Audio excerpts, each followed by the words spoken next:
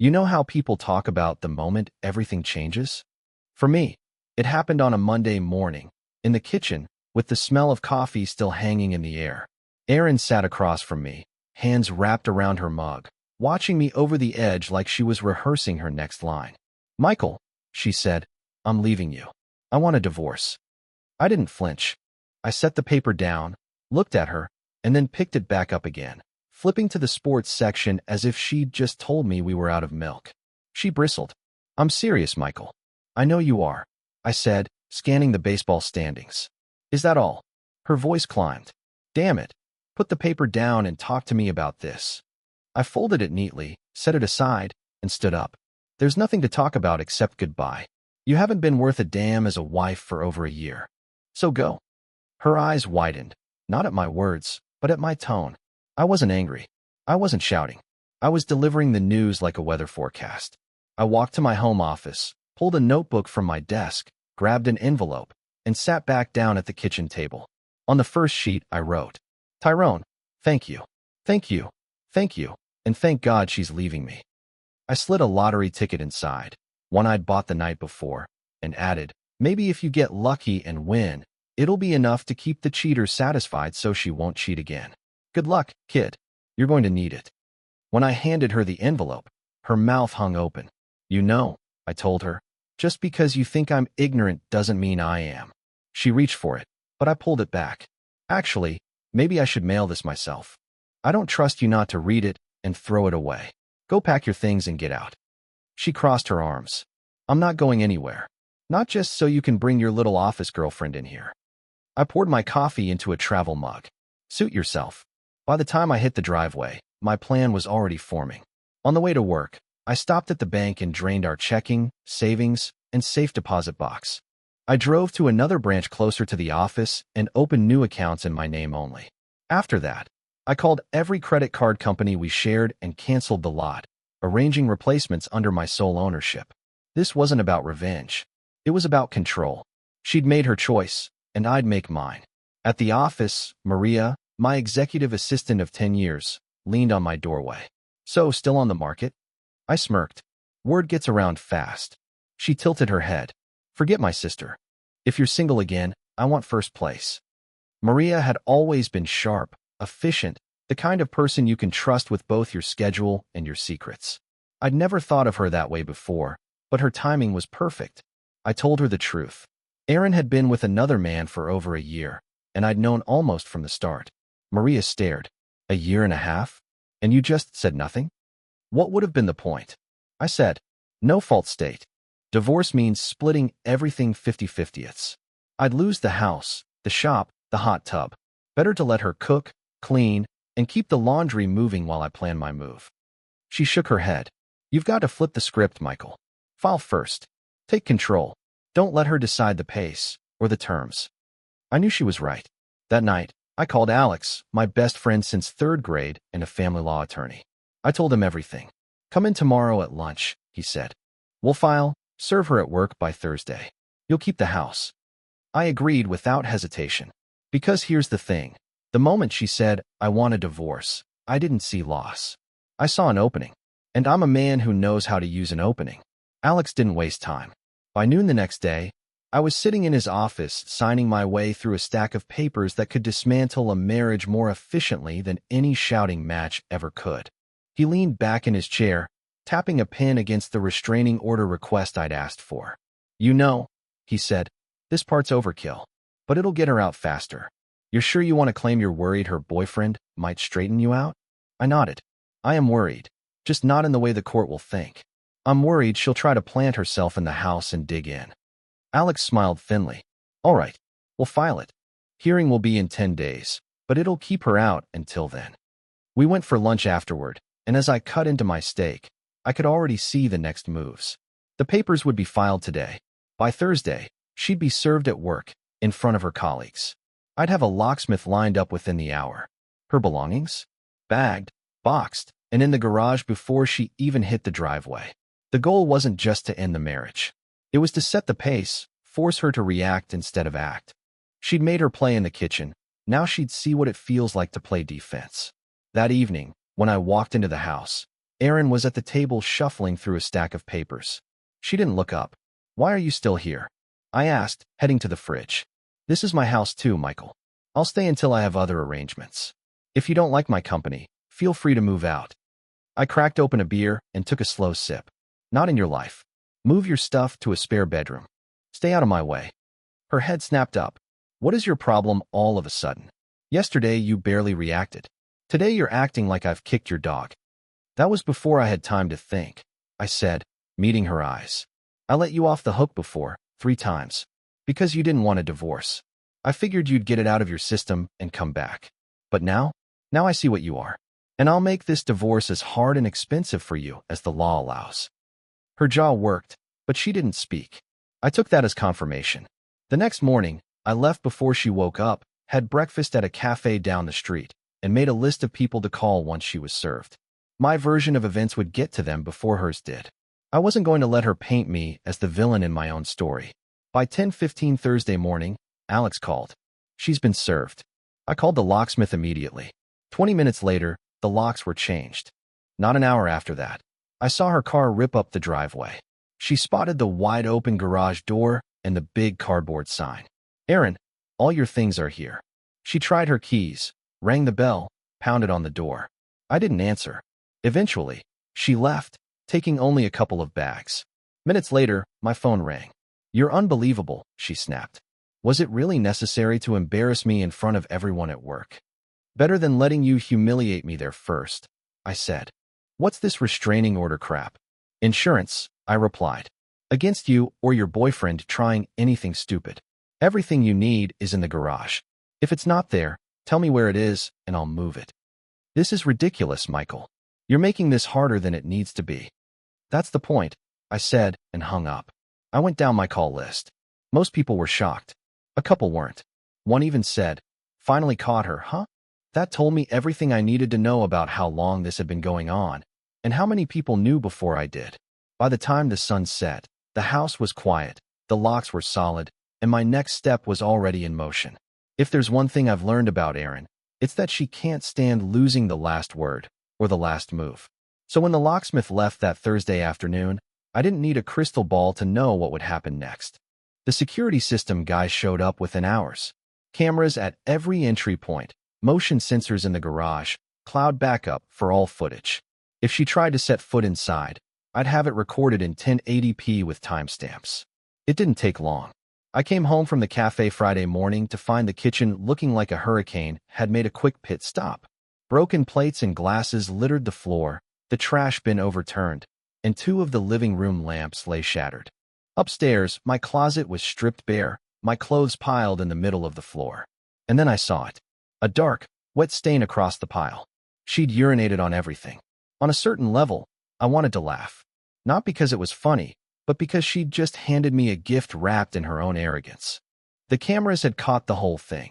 Her keying in the garage code, storming through the connecting door, smashing what she could, and then, like a toddler with a grudge, marking her territory in the most literal way possible. I called Alex immediately. "You're going to want to see this footage." 2 hours later, the police were at the door, shaking their heads as they wrote up the report. They took stills from the footage, cataloged the damage, and left with a copy of the video. By that afternoon, Erin was in handcuffs at her workplace, charged with violating the restraining order and willful destruction of property. I wasn't there to see it, but Alex told me later that she looked stunned, as if she'd been playing checkers and suddenly realized the other player was working with a chessboard. The hearing for the restraining order was the following Monday. Erin sat at the defendant's table in a gray blazer, looking like she was interviewing for a job she didn't want. The judge watched the footage in silence, then leaned back. "Mrs. Bennett," he said, "you've made my job easy today. This order is now permanent. You will pay for all damages, the cost of replacing items, dry cleaning, and professional cleaning of the bedroom. You have 10 days to comply, or you will be in contempt of court." Her jaw tightened, but she nodded. I didn't smile. I didn't need to. Outside the courthouse, Alex clapped me on the shoulder. "You just tightened the vice, my friend."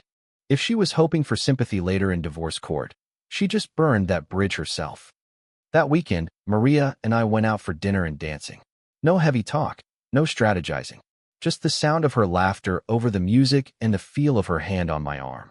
It was the first time in weeks I'd allowed myself to be somewhere without thinking of Erin's next move. Still, I wasn't naive. The divorce itself would be slower, messier. 6 months, minimum. But now I had a permanent order keeping her away from the house, documented proof of her vindictiveness, and a clear advantage in negotiations. Erin had made her play, and in doing so, she'd given me exactly what I needed to finish this on my terms. Once the restraining order was permanent, I shifted my focus. Erin was out of the house physically. Now I needed her out of it financially, too. The danger in a no-fault divorce isn't losing because of blame. It's losing because you didn't control the numbers. Step 1 was protecting assets she didn't know existed. Years ago, I'd started a separate savings account under the radar. The official story was that my bonuses went toward house improvements. In reality, I'd been feeding that account for nearly a decade. I also had 2 certificates of deposit in a safe she'd never seen, bought with my last 2 performance bonuses. Those weren't marital property unless I declared them, and I had no intention of declaring them. Step 2 was positioning myself for the buyout of her half of the house. The market was high, interest rates tolerable. I scheduled a meeting with my mortgage broker to get pre-approval for refinancing. My plan was simple. When the time came, I'd buy her out in one transaction, cut her a check, and have her signature on a quitclaim deed before she could drag it into a separate negotiation. Step 3 was social optics. In any divorce, the story you tell your circle matters more than most people think. Friends, family, colleagues, they can become character witnesses in subtle ways. By the end of the week, I'd spoken to nearly everyone in our shared network. I told them calmly, factually, and without venom that Erin had been unfaithful for over a year, and that I was taking steps to protect myself. I didn't embellish. I didn't curse her name. That made the story stick harder. Step 4 was my own stability. It's easy to underestimate how draining a divorce can be. Financially, yes, but also mentally. My routines became my anchor. Up at 6, coffee at 6:10, gym at 6:30, shower, then into the office by 8. I didn't skip workouts, didn't skip meals, didn't skip sleep. If Erin wanted to play the chaotic, unpredictable one, fine. I'd be the metronome in this equation. Maria noticed. She'd stop by my office with a coffee just the way I liked it, asking if I was eating enough. I'd catch her watching me when she thought I wasn't looking, her expression somewhere between admiration and curiosity. One Friday afternoon, as we wrapped up a project sprint, she said, "I don't know how you're so composed through all this." I smiled faintly, because being rattled is a luxury, and I can't afford it. That weekend, I had the locks reinforced again, deadbolts with steel inserts, strike plates anchored deep into the framing. I also upgraded the security cameras to include audio. Overkill? Maybe. But overkill was cheaper than repairing another round of damage if she decided to test her boundaries again. By the second week of the month, the preliminary divorce hearing date was set. Alex told me Erin's attorney had already floated the idea of amicable settlement. I told him to decline politely. I wanted her to know we'd go the distance if we had to. That kind of pressure often makes people fold before the real fight begins. In the quiet moments, I'd think about how this could have played out if I'd reacted emotionally on day 1. If I'd yelled, begged, or tried to hash it out in the kitchen, she might still be in the house, still draining accounts, still playing the victim in front of anyone who would listen. Instead, she was locked out, literally and strategically, and I was the one holding the map. The truth is, divorce is just another kind of project, and projects are won or lost in the planning phase. Erin had always been bad with money. She could stretch a shift-swapped weekend into a 3-day spa trip, but couldn't keep a checking account above water without dipping into savings. That was one of the first pressure points I planned to use. Alex and I sat in his office one Tuesday morning, a spreadsheet open between us. "She's carrying just over $8,000 in credit card debt," he said. "High interest, no payoff plan. If we push discovery, we can force her to disclose all accounts. Then we make the argument that her spending patterns are detrimental to marital assets." Translation, I said. I buy the house, she leaves with less than she thought she'd get. He nodded. Exactly. The next step was employment optics. Erin's hospital job came with a good salary but limited flexibility, the kind of schedule that doesn't leave much room for long legal battles. I made sure every filing, every court date, Every meeting was set at times that forced her to either burn vacation days or scramble for coverage. The more she had to rearrange her life, the more the divorce became an inconvenience she'd want to end quickly. I also started compiling a detailed record of her affair, not to humiliate her, but to show a pattern of dishonesty that could sway the division of assets. Tyler's involvement was a gift in this regard. Workplace affairs have a nasty way of attracting HR's attention, and I knew exactly how to make sure that happened. An anonymous tip to HR about a potential policy violation was all it took to start the whisper chain. By the end of the week, Tyler had been pulled into a confidential meeting and reassigned to a different project. It didn't take long for Erin to connect the dots. She called me late one night, voice sharp. "Did you get him moved?" "I don't control your boyfriend's career," I said evenly. "Maybe the hospital frowns on nurses spending their off hours at company break rooms." "You're pathetic," she snapped. "No," I said, "I'm methodical." And I hung up. I kept my personal life clean. No drunken nights, no questionable posts online, nothing that could give her ammunition. Maria and I kept our dinners and dancing private, never posting photos, never showing up anywhere Erin might have eyes. In war, you don't hand the enemy your own bullets. The real turning point came when Alex forwarded me an email from her attorney. She was asking about accelerated settlement options. In plain English, she was getting tired.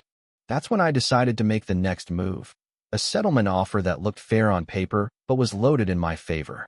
I'd keep the house, my retirement accounts, and all personal property in my name. She'd get the joint savings, her car, and her pension. On the surface, it looked like an even split. In reality, she'd be walking away with depreciating assets while I held the appreciating ones. Alex grinned when he read it. She's desperate enough to take this. Especially if we tie it to a deadline and hint that the next offer will be worse. That was the plan. Send it Friday afternoon, give her the weekend to stew, and set the deadline for Monday at noon. Pressure and timing, two of the most reliable levers in any negotiation. If she signed, I'd be free within weeks. If she balked, I'd keep turning the screws. Either way, I was dictating the pace. By Monday morning, I'd half expected her to sign.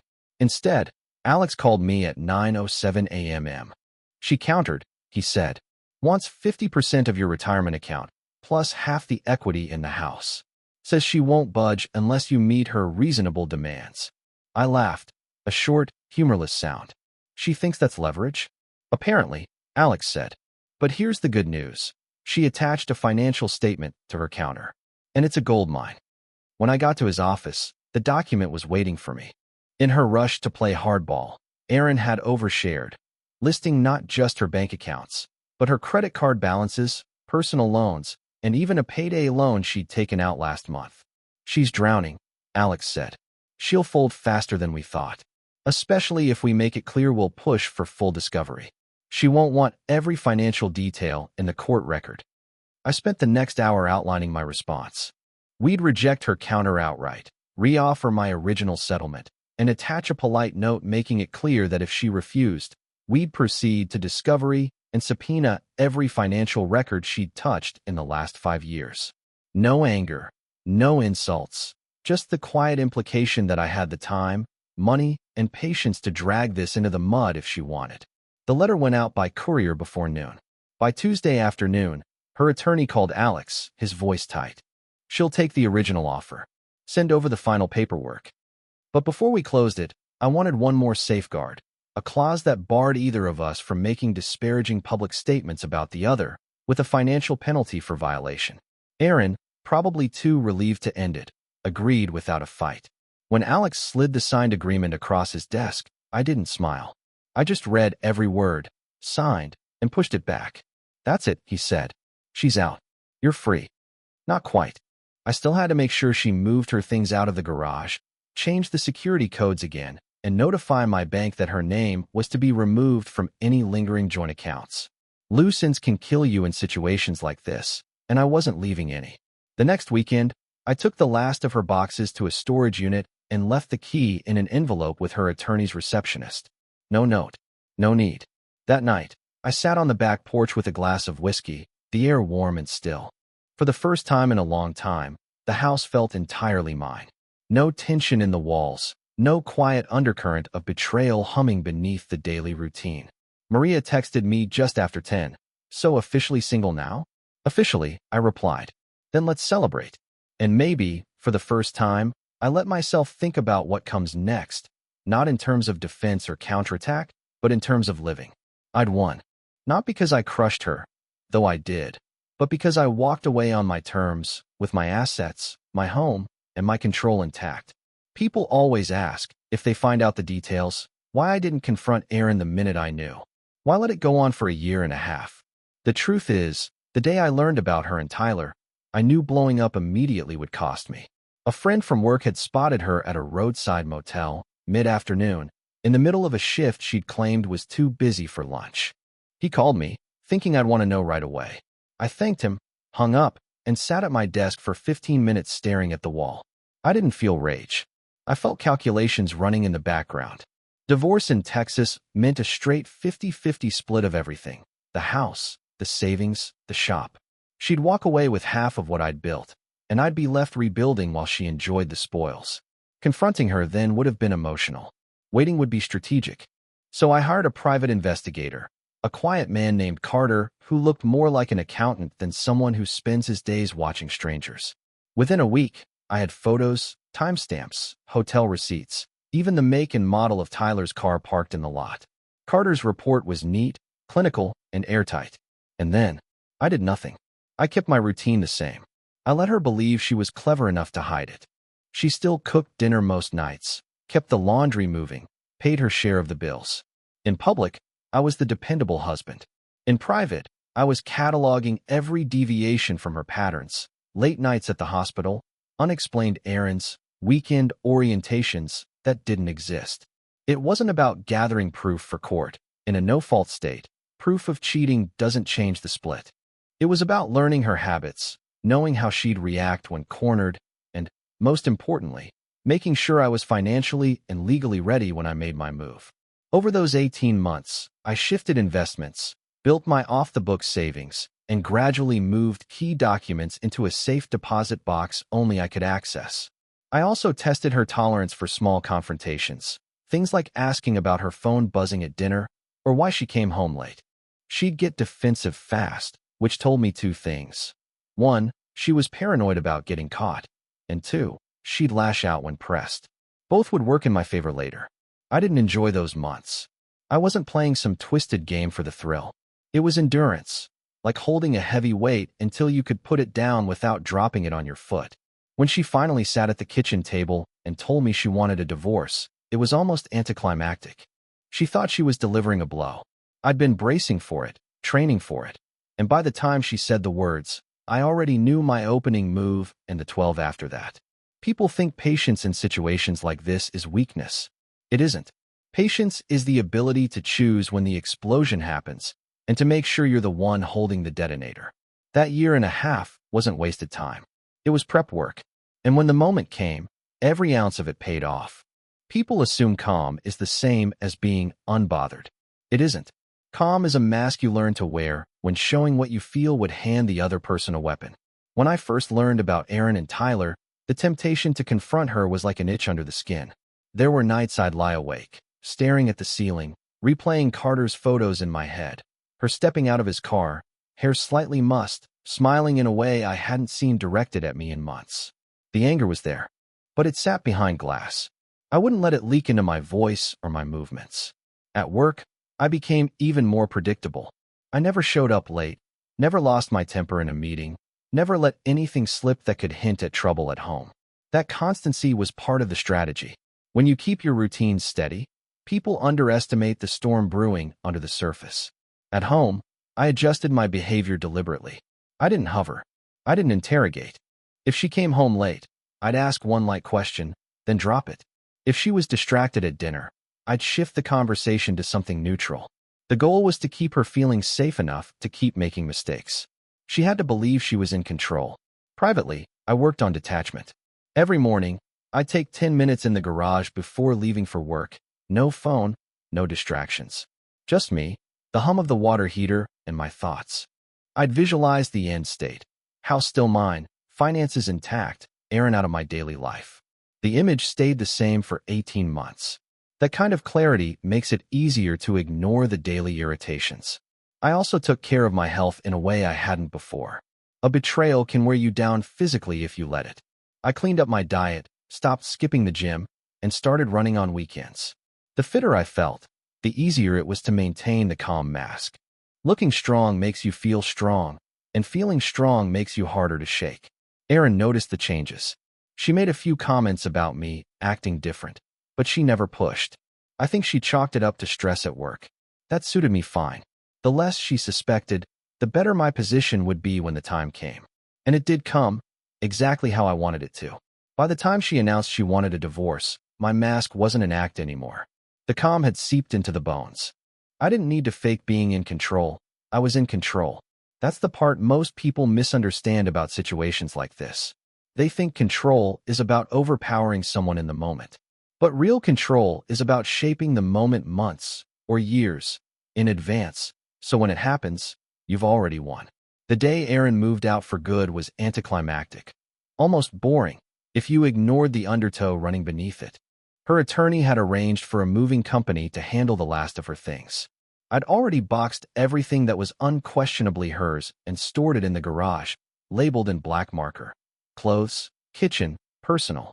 I wanted no debate over what belonged to whom.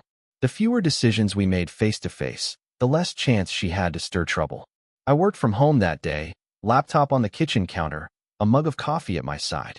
At 9:15 a.m., a moving truck pulled into the driveway. Two guys in company polos rang the bell, polite but cautious. They'd clearly been warned this wasn't going to be a friendly exchange. "She's not allowed inside," I told them. "Everything's in the garage. Security cameras are running, and I'll be here the whole time." They nodded and got to work. Erin arrived 20 minutes later, in a black SUV I didn't recognize, probably borrowed.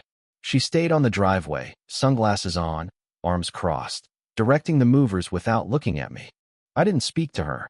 Not a word. I stayed seated at the kitchen island, visible through the open garage door, typing away as if it was just another workday.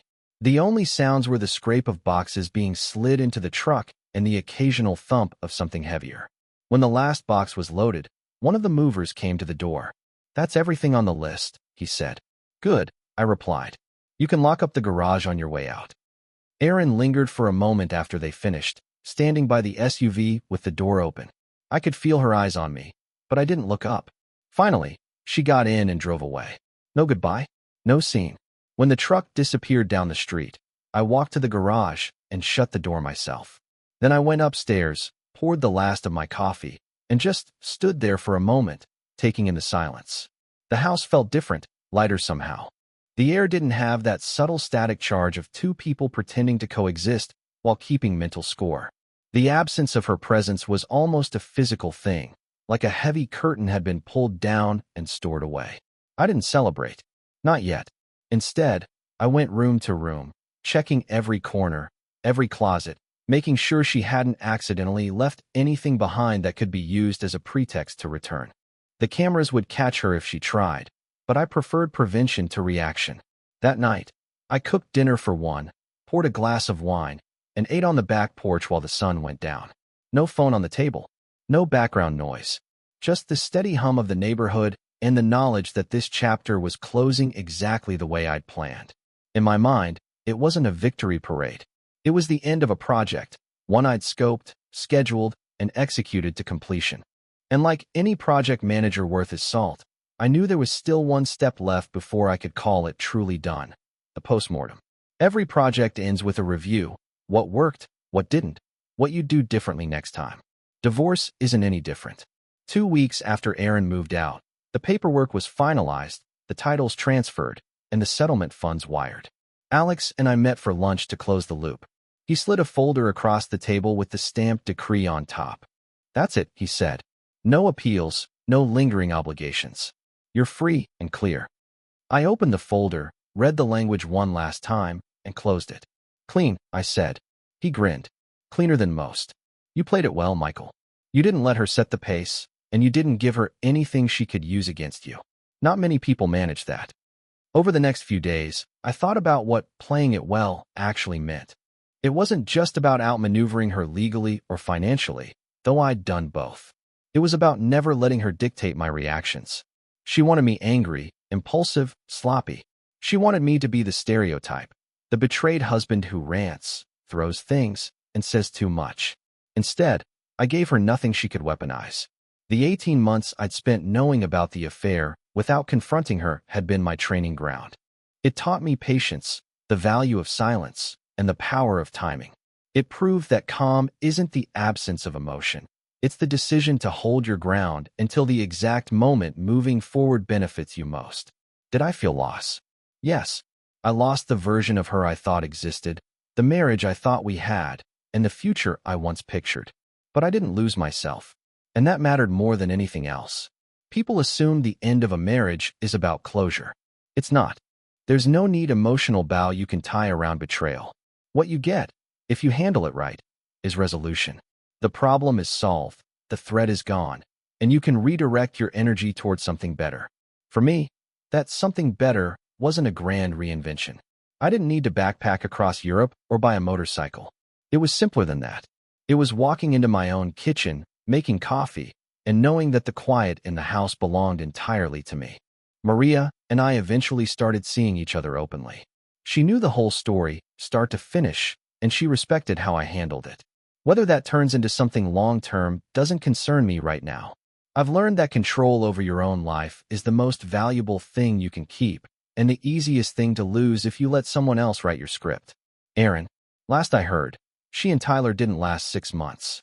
I wasn't surprised. People who build relationships on lies usually discover they've also built them on sand.